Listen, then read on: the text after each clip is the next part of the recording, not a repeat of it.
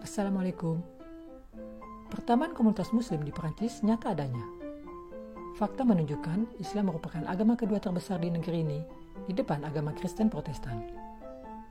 Sebagian besar ruang ibadah yang tersedia bagi komunitas muslim di masa kini masih berupa ruang-ruang sholat, bukan masjid. Berdasarkan pertimbangan tersebutlah, komunitas Islam Toulouse menilai sangat penting dalam mencukupi kapasitas penerimaan yang hari ini dinilai sangat kurang memadai. Agar bisa menciptakan tempat ruang ibadah yang lebih adekat, solusinya adalah dengan memperluas masjid yang sudah ada atau membangun baru sama sekali di lokasi yang berbeda. Di Perancis ada sekitar 400 perencanaan pembangunan masjid-masjidnya. Begitu pula yang sedang terjadi dengan Toulouse dan sekitarnya di masa kini, yang tidak berhenti dengan perancangan-perancangan ruang ibadah masjid bagi kebutuhan umat muslimnya di beberapa distrik yang berbeda. Kita sedang berada di bulan Ramadan. Saya sedang menuju ke satu distrik di Toulouse, di mana terdapat sebuah masjid yang masih dalam tahap akhir penyelesaian pembangunannya. Masjid ini akan menjadi sebuah tempat ibadah dengan kapasitas terbesar di kota Toulouse metropolitan.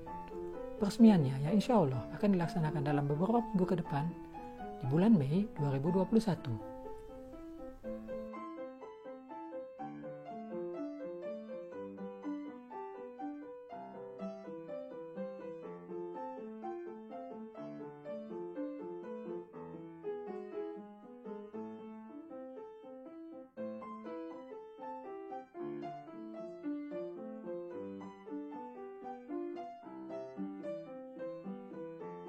Salam teman-teman, bahagia bertemu di Titik Pandang Desain Arsitektur Pertamanan dan Patrimoine.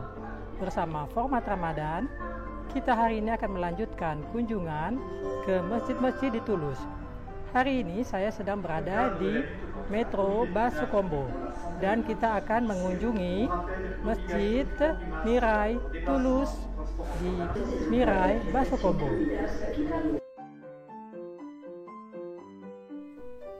Basse-Combo terletak di sebelah barat daya kota Toulouse, di daerah permukiman yang cukup padat penduduknya, selain merupakan juga zona aktivitas yang sangat menarik bagi perusahaan-perusahaan. Di Toulouse terdapat sekitar 8.000 kaum muslimnya dengan sekitar 10 ruang ibadah dan 4 buah masjid.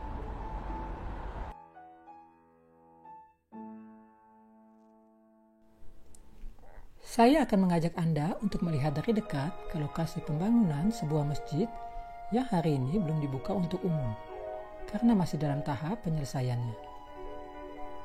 Sejarah berawal dari ruang sholat seluas 35 meter persegi yang terdapat di sebuah gedung pemukiman di lokasi yang berbeda dari sekarang. Dengan meningkatnya jumlah umat muslim yang datang di tahun 1980-1990, di Toulouse dibukalah tempat-tempat ibadah lainnya di distrik-distrik yang berbatasan dengan jalan lingkar. Diputuskanlah untuk memperluas ruang sholat tersebut dengan menata lantai di atasnya, sehingga memperoleh luas yang berlipat ganda. Perjalanan masjid ini berlanjut hingga hari ini.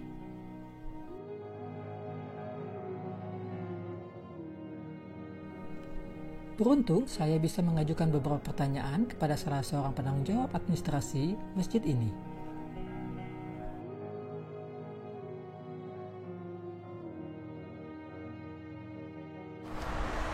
Bonjour monsieur. Bonjour.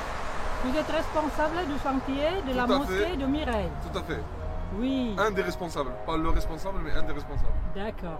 Je voulais vous poser quelques questions. Je vous en prie. Rapidement. Allez-y. Alors, quelle est l'origine de la mosquée de Mirail? Alors, l'origine de cette mosquée, en fait, c'est la mosquée du quartier de Bellefontaine, qui est un peu plus bas. Oui. Et donc, un peu au gré des déménagements, au gré des restructurations du quartier, on s'est retrouvé ici. On a déménagé plusieurs fois. Et l'emplacement final qui a été choisi, il a été choisi ici. Et elle est en chantier depuis 5 ans. D'accord. Et comment fonctionne la mosquée en France? Les mosquées, alors en France, comme c'est un pays laïque, les mosquées ne dépendent pas de l'État. Il y a un ministère de tutelle qui est celui du ministère de l'Intérieur, qui est le ministère de l'Intérieur, pardon. Ensuite, les mosquées, elles fonctionnent sous le régime associatif. C'est des associations en fait, des associations cultuelles, donc dédiées au culte, à la religion. D'accord. Voilà. Et il y a à peu près combien de fidèles ici pour cette mosquée de Mirail? Pour celle-ci? Oui. Il faut compter alors dans la semaine ouais, pour les prières du soir, il faut compter 100 à 200 personnes peut-être. D'accord. Peut-être un peu plus, ça dépend des saisons, ça dépend Oui. des vacances et tout ça. Après, pour la prière du vendredi, il faut compter 2000 personnes, Oui. au moins. Ça veut dire la capacité maximum, c'est Celle-là, la capacité maximum, c'est 4000. 4000. Ouais. Ah, d'accord. C'est déjà ouvert la mosquée? Non, elle n'est pas ouverte. Elle est encore en chantier. D'accord. Et on attend l'autorisation de l'État pour l'ouvrir, pas de l'État, des autorités, de la commission de D'accord. sécurité.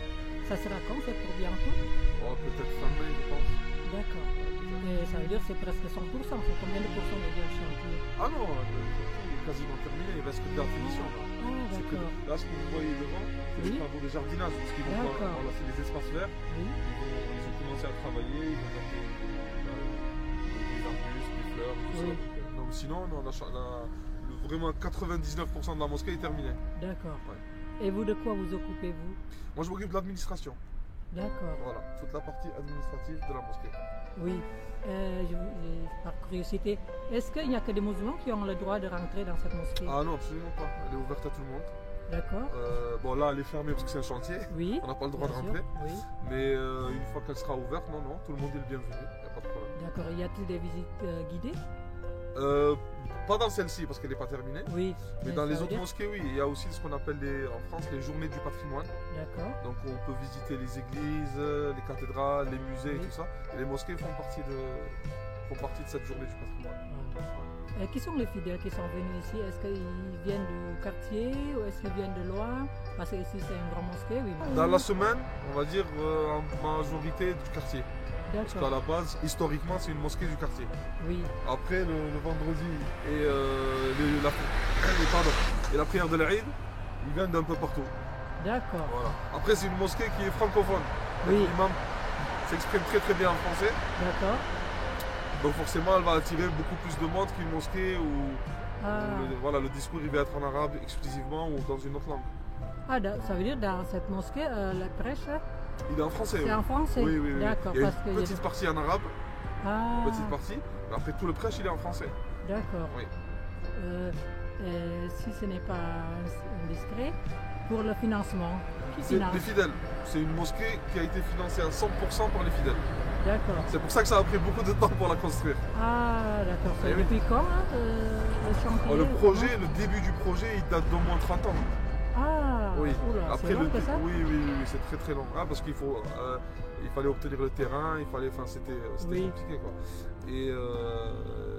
Et après le début du chantier ici, Oui. on a commencé en janvier 2015. D'accord, Donc ça fait 6 ans. d'accord. Et qui sont les acteurs du chantier? Ça veut dire, ils viennent d'où? Est-ce qu'ils sont parmi les fidèles? Est-ce qu'ils sont de Certains, l'extérieur oui. aussi?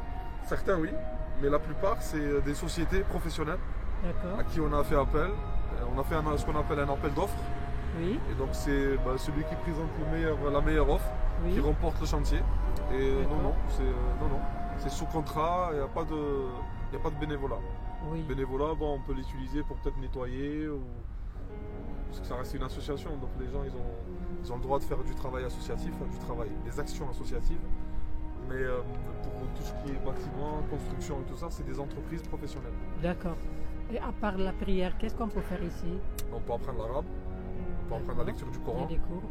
et on peut faire plein de choses. D'accord, L'humanitaire, plein de choses. d'accord. Bon. Je vous remercie beaucoup, monsieur. Avec plaisir. Salam alaikum. Alaykoum salam wa rahmatullah.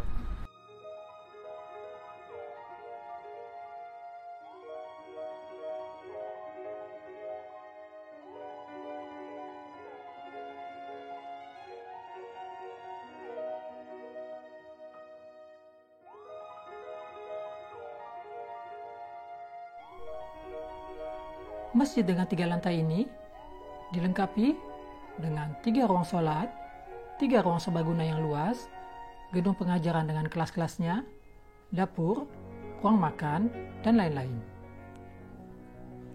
Masjid ini dirancang oleh seorang arsitek dari Toulouse, Bapak Mustafa Segir.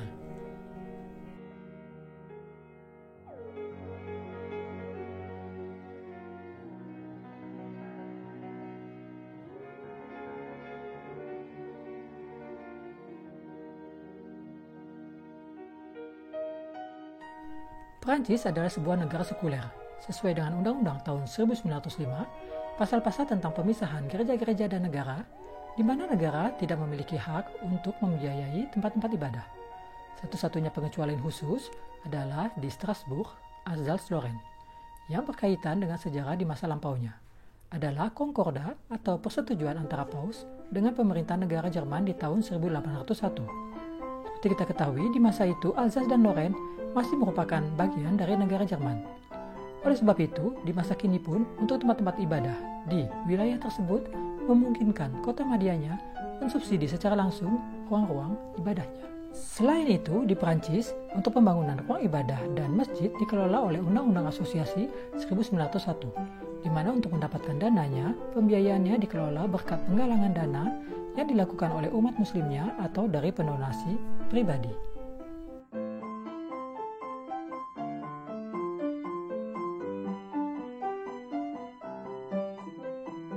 Di Perancis terdapat sekitar 2.400 ruang ibadah, di mana terdapat 90 masjid yang tersebar di seluruh Perancis. Yuk kita lihat beberapa masjid.